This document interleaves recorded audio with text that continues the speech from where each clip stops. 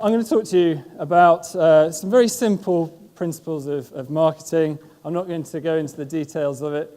I really just want to make it as simple as possible. I've worked with small businesses for quite a long time in various different guises. And I spend a lot of my time now talking to business owners, people, managers at SMEs, and the problems that they face are generally the same as what big businesses face. So my first point is to talk about what bigger businesses can teach us. Just out of interest, if you could just raise your hands, just so I can get an idea of how many people prior to working in an SME have worked for a much bigger business, either as a senior person or just an employee. Excellent, good. Lots. So what a lot of people forget to talk about when they're doing their marketing or forget to understand is the similarities between big businesses and small businesses. I'll cover very quickly doing it yourself, which is what a lot of small business owners tend to do. We'll look at your advocates, finding them, what to do with them, how to capture and use your data. And then, as Emma mentioned, I spent 3.5 years working at Facebook in their UK office, and so I did have some direct exposure with Mark Zuckerberg and crew. And so I want to just sort of, touch on how you can learn from that as well. There aren't words on the slides from now on, so I'd like you just to listen, think, doze off, keep eating biscuits, whatever you want to do. So has anyone seen this ad before? It's a very famous magazine ad, print ad. Looking around the room, I don't recognise many people who've been to talks from me before because I use this quite a lot. But this is the man in the chair ad. You don't need to look at the words on there. But this is from the 50s. And this is what some publishers called McGraw-Hill used to promote their own advertising solution. And so what they were saying was this is 50s, no internet. It was all face-to-face, bit of print ads, not really TV ads, bit of radio. And they're saying that this is the guy that you're trying to pitch to. And if he doesn't know who you are, doesn't know what your values are, doesn't have any trust with you, how's he going to buy from you? That first knock at the door is going to be much harder if he hasn't seen your business or what you do, what you stand for, what you're interested in, and what you're going to bring to him and his business. So they're saying, right, put an ad in our magazine, and the right people will read it. And they were targeting much bigger businesses, but it still applies to the smaller guys as well. So today you think about, well, how does that apply? Well, have people seen you on LinkedIn? Have people seen you on Facebook? Have people seen you on Twitter? Have people seen you at networking meetings? Have people seen your website? But you still got to do the offline stuff, the print ads. Newspapers are not dead, they're dying because people aren't using them well. But it's still, particularly for a small business, when you might be targeting a very localized audience, using print and online together very nicely is a really effective way of talking to people. But big businesses still do that. Small businesses do the same sort of thing. Now, the difference between bigger businesses and smaller ones is, obviously, the budget, the resources that are available, so you've got to be much smarter about the way that you do it. But you still need, this is something that a lot of small businesses forget to do, you need that campaign-led approach. Even if you're a sole trader and you have 5, 10 clients, you still need to look at campaigns, a way of getting people to engage with you and a way of getting people to understand what your messaging is. So you just sort of sit down, think about the services that you offer, pick one, talk about it, put it on LinkedIn, put it on Twitter, put it on Facebook, whatever your chosen channel is. If you use radio, as seems to happen quite a lot in Lincolnshire, drive around, I quite like listening to the radio ads because we don't get it where I grew up in Lancashire quite as much. But you've got to have that campaign-led approach, and you've got to be consistent in your messaging. So what this is, if you think about this all the time when you're doing your campaigns, when you're doing your marketing, think of this grumpy old man. It's called the man in the chair ad. And think about what he would be looking for, consistency of message. You want to make sure that what you're talking about in a BNI meeting in the morning is the same sort of thing as you're putting onto LinkedIn, same sort of thing that people would see on your website, the same sort of thing that people would see when you're presenting in a situation like this. Okay? So I've talked about campaigns and doing it yourself. So I use this because this is the guy, every year, he puts together the social media landscape. If you've seen this before, you can see just how many platforms there are there that count as social media. And things like Wikipedia, WordPress, the stuff that you used every day, that's counted as social media. If you do marketing yourself, and lots of businesses say, yep, we'll do it ourselves, and I have no problem with that whatsoever. I run an agency, so obviously I'm going to try and convince people to come and use us. But these are all the platforms that you're going to be looking at. So you've got to pick the ones that work for you. Doing it yourself is an effective way. It's a good way of saving money, but only if you do it well. There's no point saying, right, okay, we'll go and we'll put some stuff on Facebook, we'll put some stuff on LinkedIn, and then we'll forget about it for a bit because we've got other stuff to be doing. You know, if you're too busy, find someone who can help you with it. The chap, Glenn from Xero, talks about 40% of businesses don't use any expert advice. You know, that's absolutely ridiculous. Again, bearing in mind that it is what my business is built on. But you're looking at the way that you can present yourself on all your marketing. You don't need to do it on all these channels. You need to have a website. You need to have a website. Even if you're a tradesperson, you get all your work through referrals, you need to have a website. That's it. If you take nothing else away from today, take that. But you don't need to promote it everywhere.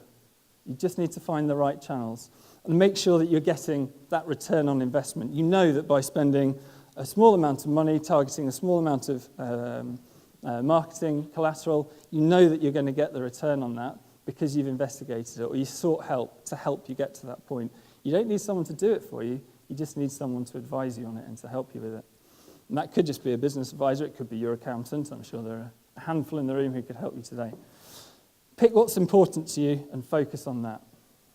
And when you're using your marketing, what you're trying to do is understand how people are using whatever it is, whatever platform it is. So this, I'm sure it is patently obvious what this is. This is a social media algorithm or my representation of it. So you will hear a lot about algorithms when it comes to Google, Facebook, whatever the platforms are. They're just the system that makes the decisions about what you see.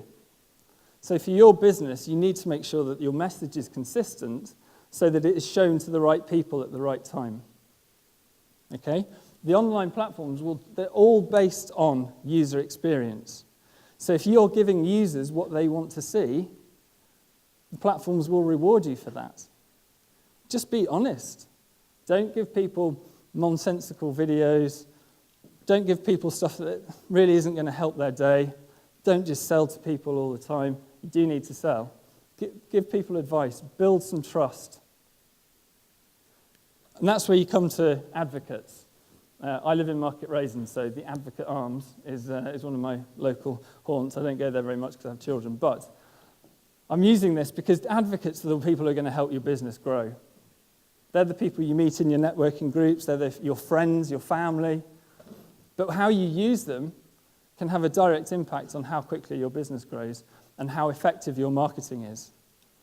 And the second reason for using this as a pub is actually what you're trying to do with your marketing is get that word of mouth. And lots of people go and sit in a pub and they'll talk about their day, they'll talk about brands they've interacted with. Inadvertently, they won't sit there as a marketer and say, well, I took to these particular, I bought these sunglasses today from this shop.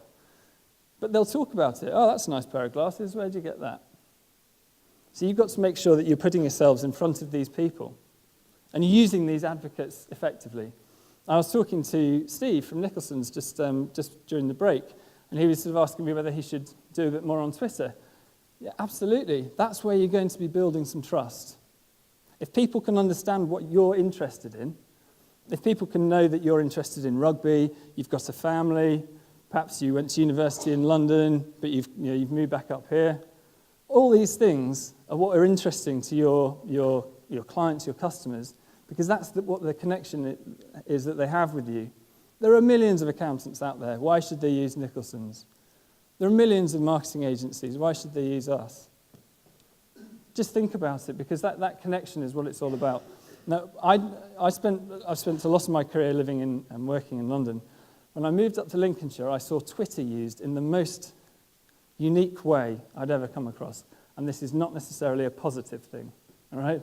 So I can guarantee that people in this room have, or at least would have, and maybe still will, go onto Twitter after this event and say, great to sit next to Joe Blogs, Mary Blogs, blah, blah, blah. Lovely talking to you. And what's the point of that? Because all you're doing is taking what you had here, sitting talking to them, onto Twitter, and the vast majority of people go, what's the point of that? How's that building any trust? You're building a relationship with the same people you were seeing earlier in the day. You might as well just give them a call and say, great to see you. Don't do that, because there's no value in it whatsoever. You might think that, oh yeah, that helps bring me loads and loads of business. It doesn't. It doesn't. And maybe, this is slightly annoying to you when you hear me saying that. Use Twitter more effectively. Use it to drive people to your website. Use it to drive people to meetings, to events like this. Use it to build relationships with people. Don't just use it to replicate what you're doing in your day-to-day life, either as an individual or as a business, because it's boring and no one really wants to see it. Okay?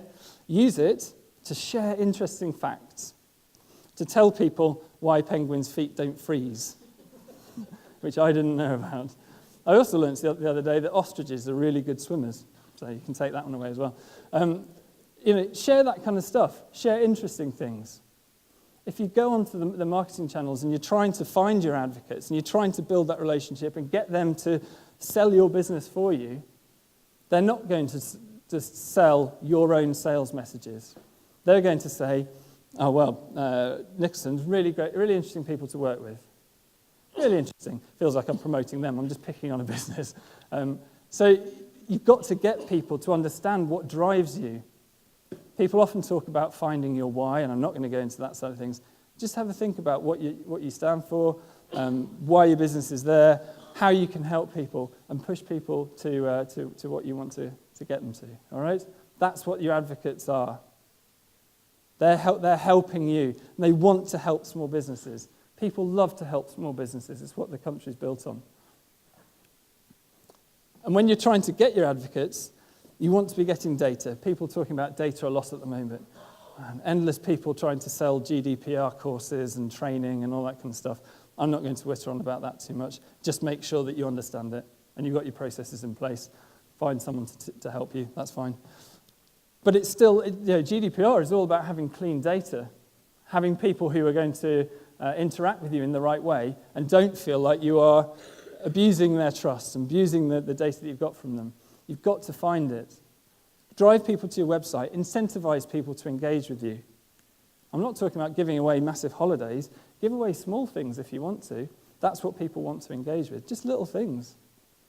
But things that are related to your business. Give away an hour of your time.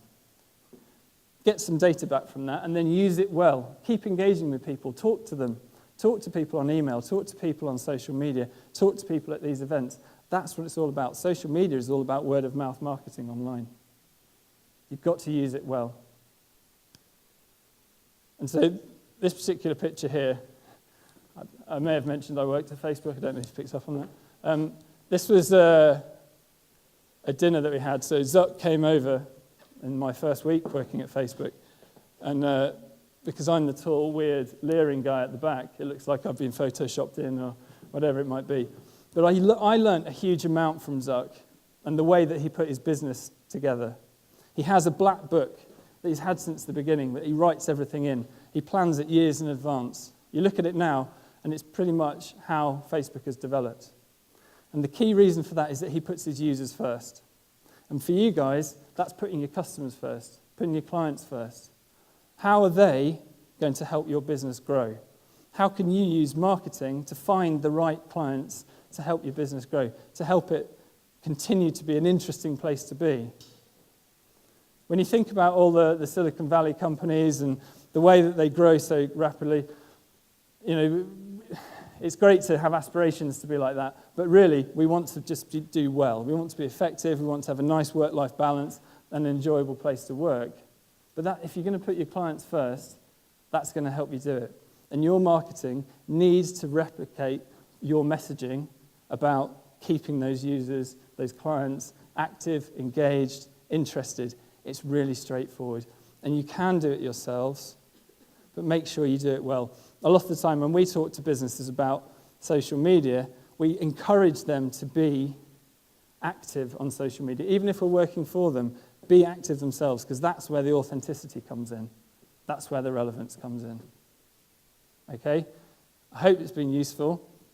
Please do come and ask me questions if you see me knocking around. The marketing isn't difficult. It's just explaining to people what your business does. That's why I can do it, because I'm not that bright. Thanks very much.